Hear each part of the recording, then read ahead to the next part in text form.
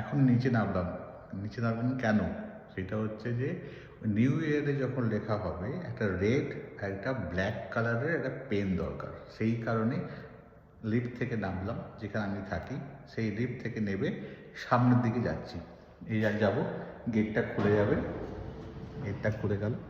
এইবার আমি আস্তে আস্তে করে সামনের দিকে এগোচ্ছি। আর আমাদের বাড়ির পাশেই সুন্দর ছোট ছোট করে গাছ ফাছগুলো লাগানো আছে। আর এই যে রাস্তা, এই রাস্তায় আমি যাচ্ছি এখন। আর সামনেই আছে ফ্যামিলি মার্ট। ফ্যামিলি মার্ট আছে, আর ফ্যামিলি মার্ট সব কিছুই পাওয়া যায়।